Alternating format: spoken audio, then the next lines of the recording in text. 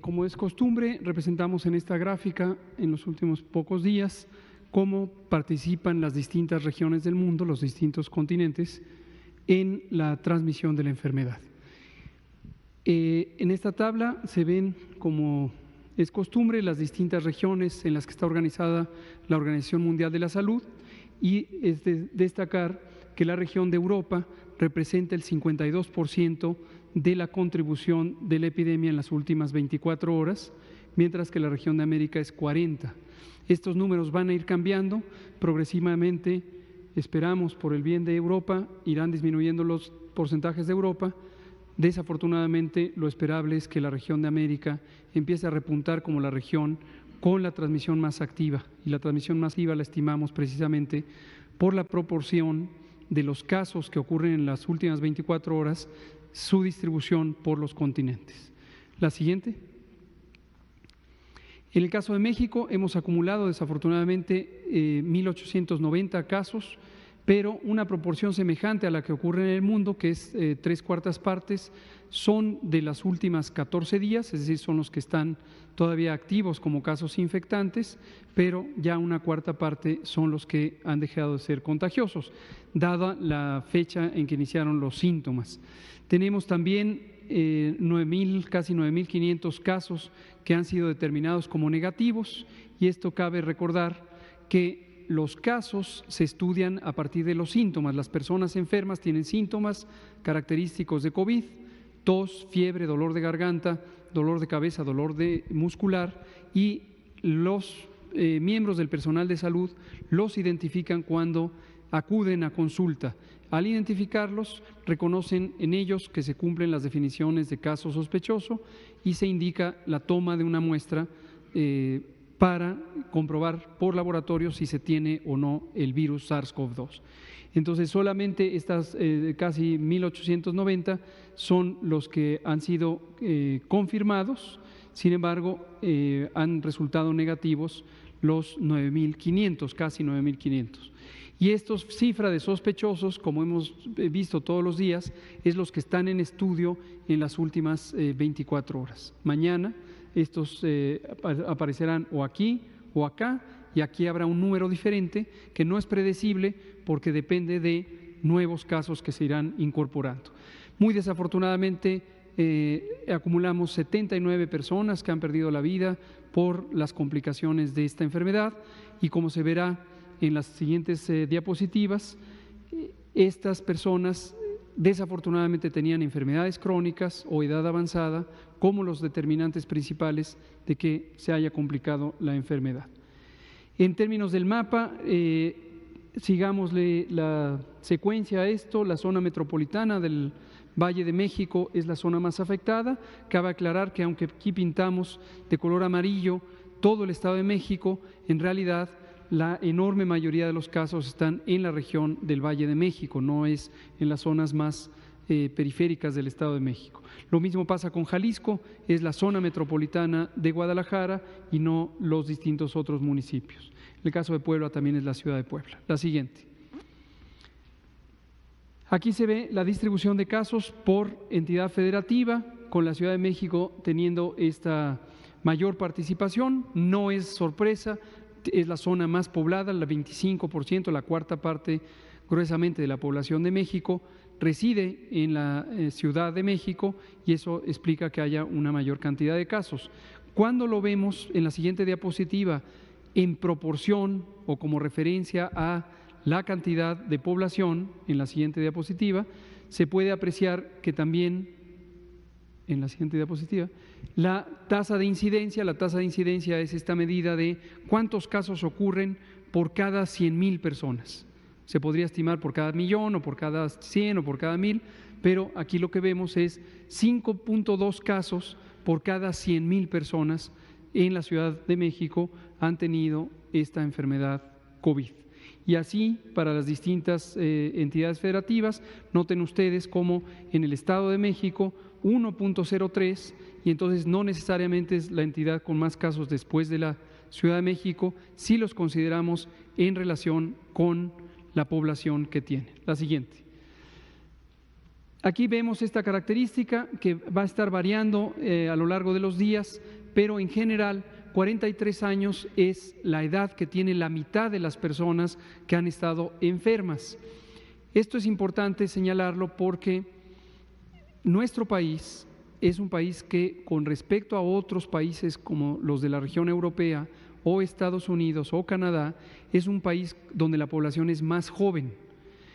Tenemos más o menos 10 años menos en promedio que los países europeos o que Estados Unidos. Tenemos una diferencia de 7 años cuando consideramos a la mitad de la población, la edad de la mitad de la población. Y los casos de COVID tienen un comportamiento en términos de la distribución de edad parecidos a la población europea. ¿Esto qué quiere decir? Que tenemos un elemento que no es necesariamente algo que nos va a reducir el riesgo, pero sí nos hace que la probabilidad de que se compliquen las personas con COVID sea menor, por el hecho de que son personas más jóvenes en general. Pero desafortunadamente en México, esto lo habíamos comentado semanas atrás, pero lo quiero retomar para que lo recuerden, en México tenemos una de las más grandes prevalencias de diabetes, una de las más grandes del mundo, 14%. Y también tenemos la más grande epidemia de obesidad y sobrepeso. 3/4 partes de la población mexicana tienen sobrepeso o tienen obesidad. Esto es producto de muchos años, de 4 décadas al menos, de mala alimentación, una alimentación que ha estado empujada por productos de baja calidad nutricional y muy alto poder calórico, y son particularmente los alimentos industrializados. Y estamos teniendo las consecuencias de esa epidemia a lo largo de 40 años. En sí misma la obesidad, el sobrepeso, la diabetes son epidemias. Entonces eso es lo que hoy va a pesar importantemente. Y otras enfermedades que se relacionan con estos trastornos metabólicos. La siguiente. Aquí se ve también la diferencia por edad en las personas que no se han tenido complicaciones y las personas en las que se han tenido complicaciones de COVID. Como también hemos relatado, pero me gusta retomarlo para su memoria, COVID es una enfermedad que en 80% de los casos, como se ve ahí en la diapositiva, casi 80, 78%, se comporta como una enfermedad leve, que se autolimita, se quita sola y la persona se restablece sin tener ninguna secuela. Pero en este caso 22% de personas que tienen ciertas características, la enfermedad se complica, produce una neumonitis, una neumonía grave que puede ser letal. ¿Quiénes son esas personas? Aquí lo que vemos es la distribución por edades. Vean el color amarillo, está más hacia el lado derecho de la gráfica, en donde están las edades más avanzadas. En cambio, el color verde está hacia el lado más joven, donde tenemos a los adultos jóvenes con carga importante de enfermedad, pero enfermedad no complicada. La siguiente. Esta es la estadística de cómo están los pacientes que están actualmente, y volvemos a ver aquí este 78% de no complicados y la distribución de las personas que están hospitalizadas, algunos estables, otros graves y otros francamente graves con necesidad de soporte ventilatorio mecánico. La siguiente.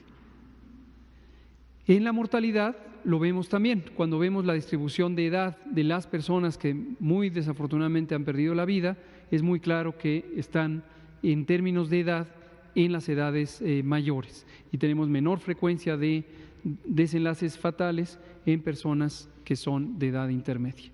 La siguiente. Aquí está simplemente la estadística cruda de muertes que han ocurrido por entidad federativa, y la Ciudad de México tiene estas 16 acumuladas, le sigue Sinaloa con 10 y etcétera, etcétera. Mañana vamos a agregar aquí, hoy ya no lo pusimos, pero vamos a agregar la tasa de letalidad. La letalidad es una medida importante porque es la porcentaje de personas que teniendo la enfermedad resultan en un desenlace fatal. Y es una medida importante porque comparar números crudos entre estados que tienen poblaciones diferentes y estados que tienen número diferente de casos es poco interpretable, pero mañana les traeré la gráfica ya con la tasa de letalidad y la tasa de mortalidad. Quiero hacer un comentario aquí que no pretende minimizar la importancia de esta enfermedad, pero sí también ponerla en contexto. Cuando hablamos de mortalidad, nos referimos a cuántas personas mueren por una causa específica, en este caso COVID, respecto a cuántas personas viven en un territorio. Puede ser todo el país o puede ser una entidad federativa. En cambio, la letalidad es cuántas personas de aquellas que estaban enfermas perdieron la vida. Y tiene interpretaciones diferentes que mañana lo comentaré en detalle cuando tengamos la gráfica y los datos. La siguiente. Aquí lo que vemos es este seguimiento de quienes tienen ciertas enfermedades crónicas. Hipertensión sigue siendo la predominante en las personas que han perdido la vida, que son 79, obesidad, diabetes, enfermedad renal crónica, enfermedad pulmonar obstructiva crónica, tabaquismo, que en sí mismo es una enfermedad, es una adicción, pero además está asociada con innumerables alteraciones de la funcionalidad del cuerpo. Enfermedad cardiovascular e inmunosupresión por distintas causas. La siguiente, por favor. Terminamos viendo las curvas epidémicas. Este seguimiento lo vamos a estar haciendo todos los días. Mantenemos como referencia la parte inicial del crecimiento epidémico que hubo en 4 países europeos y Estados Unidos, en los que ha habido el mayor o el más acelerado crecimiento de la epidemia. Y como venimos indicando desde que instauramos las medidas de mitigación poblacional, que las anunciamos desde el viernes 13 de marzo y luego las formalizamos el día 14, empezaron a surtir efecto el 23, cuando está marcada aquí con su sana distancia, y ese es exactamente el punto de inflexión, es el punto donde se doblan las curvas epidémicas. Esto en términos llanos lo que quiere decir es el momento en donde pasamos de transmisión lenta a transmisión acelerada. Y hemos mantenido este ritmo de crecimiento.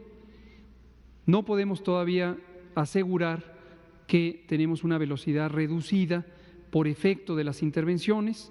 Eso, cuando lo anunciemos, lo haremos de manera formal con los análisis numéricos. Sin embargo, nos gusta que visualmente conozcan ustedes los datos en tiempo real todos los días. La siguiente. Y terminamos con la representación visual también de la curva epidémica. Estos son los casos que se van acumulando y obviamente crecen continuamente. No perder de vista que una proporción de ellos, ya dijimos hasta el momento la cuarta parte, en realidad aunque quedan contabilizados, ya no son casos porque se recuperaron. Y unos muy poquitos, pero muy desafortunados, perdieron la vida. Y aquí vemos la curva epidémica de los casos diarios, donde vamos a ir dándole seguimiento a cómo se presentan día con día. Muchas gracias.